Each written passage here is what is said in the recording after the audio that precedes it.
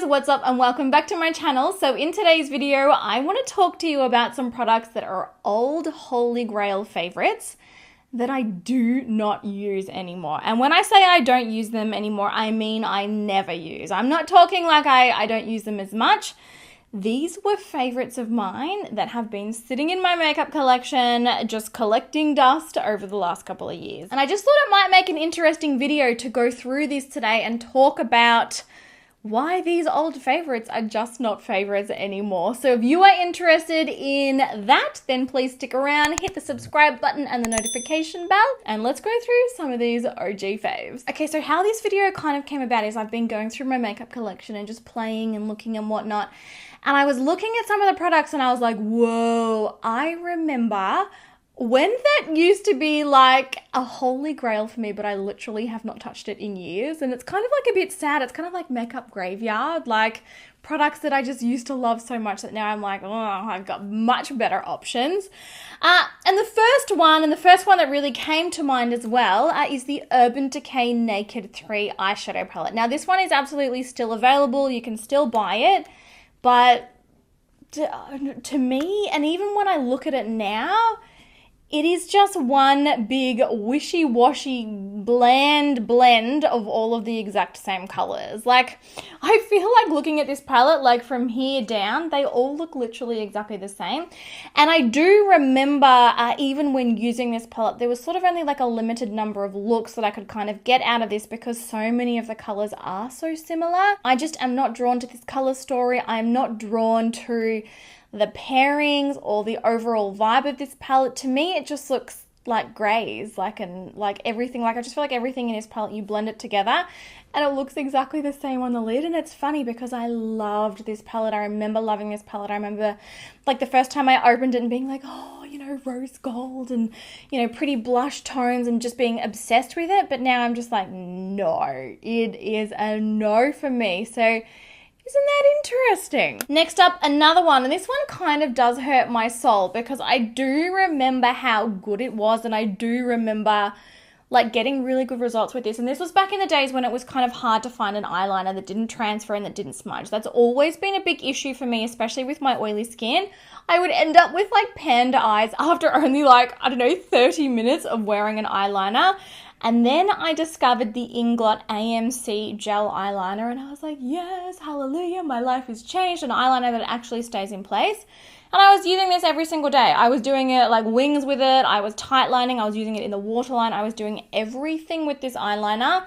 But you guys, I have not used this in the longest time. And honestly, I'm not going to bother repurchasing it. I mean, this one is like janky as. It's totally expired. It needs to be thrown out now. But I wouldn't even repurchase it now. I mean, my favorite eyeliners now are honestly from the drugstore. Like the Maybelline Master Precise, the Rimmel Kohl pencils, like they, to me, I don't know, they're way better than this one. So I really like it. It's kind of sad because I really was so obsessed with it, but now I'm like, no. And also just like gel eyeliner, like I feel like I went through a real phase of really loving this. I think that if I was doing freelance makeup artistry, again, you know, I'd be using this a lot because these are really the most hygienic, you know, kind of product to use on clients. But I mean, I'm not doing it. I mean, I'm doing makeup like friends and family and stuff, but I'm not really doing it professionally anymore. So there's no real need. So yeah, another product in the makeup graveyard. Okay, next up, and this is a really big one because I actually used to do swatch videos of these on my channel all the time and everybody loved them. But I just find the formula so drying and uncomfortable and I just couldn't imagine anything worse than putting this on my lips, and that is the Anastasia Beverly Hills liquid lipsticks. Guys, I'm not even kidding. I collected every single color. I feel like I've got like 40 plus of these in the drawer. Money that I spent that I just absolutely did not get longevity out of. So these came out, and these were really the first ones that did come out that really gained popularity when liquid lipsticks first started to become a thing. And like, to give them credit, the color range is glorious. There are so many beautiful nudes and pinks and things like that, but I just honestly find the formula of these so drying, so sort of like crusty on the lips. They're really difficult to get off. And I do get like that awful sort of gunky line building up between my lips when I wear them.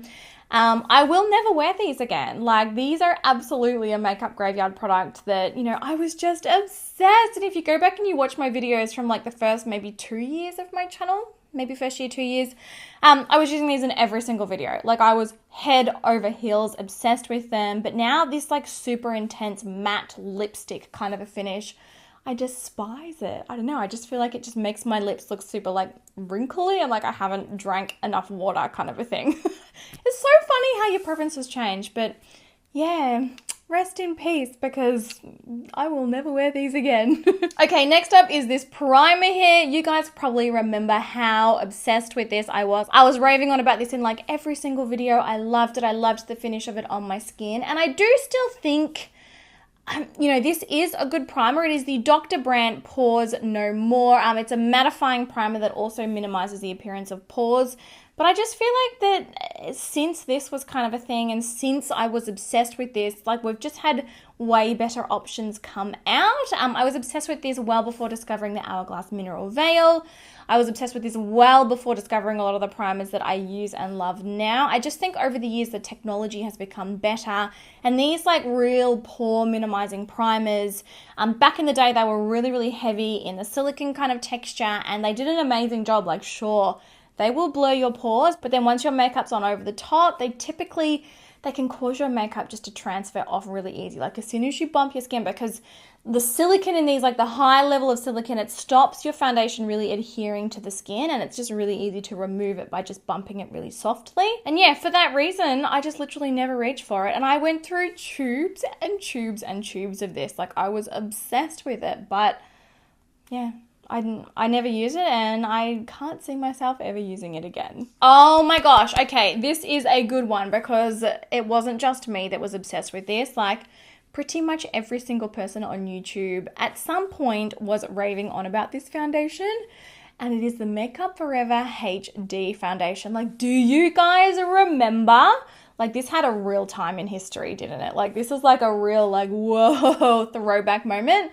When this first came out, it was a really popular foundation because it was one of the only foundations that really did give amazing coverage and, you know, covered up redness and darkness and like everything on the skin, but without adding texture or cakiness to the skin. So in its heyday, this was like the lightest weight, full coverage foundation that was sort of available. And that is why we all loved it. Like we really wanted to get like a full coverage kind of a look, but without like that cakey look on the skin.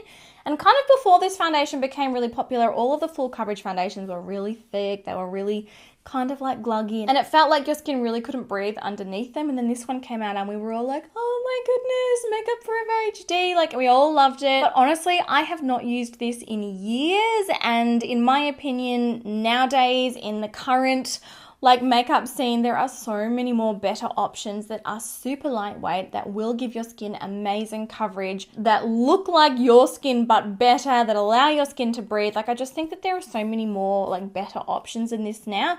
So this is not a foundation that I will be recommending. I mean, by all means, it's not a bad product. I just think that there are better options out there now. And it's just funny to go back and like look at some of these products that we were just like madly in love with. That just don't really cut it. I think like as the years go, like technology just gets better and better and better, and it leaves the old holy grails behind. It's sad. All right, next up, and this is an interesting one because I still do really love these products and I still really do think that they're amazing, but for whatever reason, I just never, ever, ever reach for them. So I'm talking about the Hourglass blushes. They're called the ambient lighting blushes. And basically the idea of these is there's a finishing powder sort of mixed in with them and it blurs the skin and it minimizes the look of texture and things at the same time as adding the color of a blush. But I got a lot of blushes. And like I said, like this is not a bad blush. And like the actual product and the actual way that it looks and wears on the skin is really, really beautiful. But I don't know. I would much rather use the Milani Luminoso than use these. Like I feel like the Milani, and I am wearing that on my skin now, I feel like it gives exactly the same results, if not better, but at literally like 1/5 of the price. I do think that blush is another product that over the years has come a really long way. like I feel like we only had like sort of like a limited amount, like a limited range to kind of choose from, and especially when you had textured skin, because a lot of the blushes back then, if you go back like 7-8 years, they were really quite glittery and quite chunky. They were quite powdery. They really emphasized the texture on the skin, and that's why I originally fell in love with these so much, because it was the first kind of product that, you know, I could use that didn't make my skin look textured, that didn't make my pores look even bigger. But I don't know, I feel like I can get the same results at the drugstore now. I feel like I don't need to invest so much money in my blush to get a really, really good finish on the skin. And yeah, I stopped using these. This is another one that I feel kind of sad about, like, because yeah, it's not like I don't love the product, I just never use them because I think there's too many options kind of to choose from now. And then last but not least, and you guys, I could do so many of these videos. So if you do enjoy this today and if you want to see more, like I'm staring at my drawers over here, like if you want to see more, I could do so many versions, because there are so many products in those drawers that, you know, I just used to be head over heels in love with that I just never use now. So please let me know in the comments if you enjoy this video.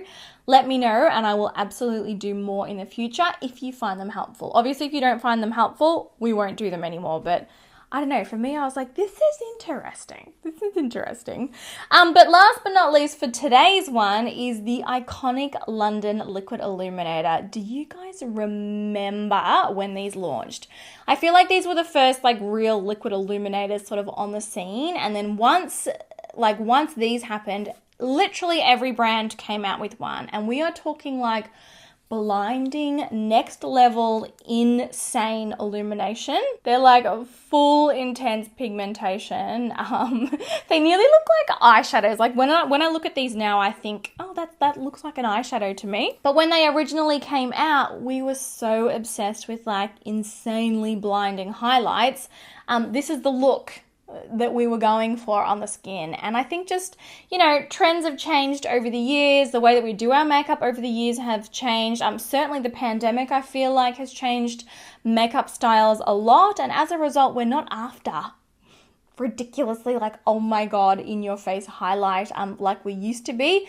And I think because of that, I am no longer reaching for this. Now, I've got to say, like, it is a really nice formula. It's a really lightweight formula. But now, I don't know. I just think it's too intense, and it's kind of too much effort to have to blend this down into like a barely there kind of a finish on the skin for me to bother ever reaching for it. When I think about liquid illuminators now, MAC Strobe Cream, and it's funny because that was like an OG Holy Grail that we stopped using when these super, super intense ones came out. But now that we're back into more natural sort of looking highlight on the skin, like the MAC Strobe Cream to me seems way more appealing than this. It's just funny how things change over time. Like I find it really, really interesting. But there you go, guys. Just a little collection of products that I used to be just absolutely obsessed with. And they were my holy grails, and I was using them every single day. But honestly, I have not reached for these particular products in years, and you know, for me, they're going to go in the bin. Like, they're expired because they are so old. But even then, like, I'm not going to bother repurchasing because I just can't see myself ever reaching for them. So I'd love to know, have you got a product that you can think of that sort of comes to mind that you used to be really, really obsessed with, that you're just like, ugh, I don't use that anymore? I'd love to know from you. And also, like I said, if you found this video helpful, if you found it interesting, let me know in the comments as well. And I can film more of them in future. It's a bit sad. Like, I feel like a little bit of like, oh, it's like when you've lived in a house for years and then you move to another house. There's like this attachment to it. I kind of feel an attachment to these products because I was obsessed with them for so long. But if I'm real with myself, I will never use them again. So yeah. But give the video a thumbs up if you did enjoy it. I will chat with you guys all down below. I love you heaps, and I will see you in my next video. Bye.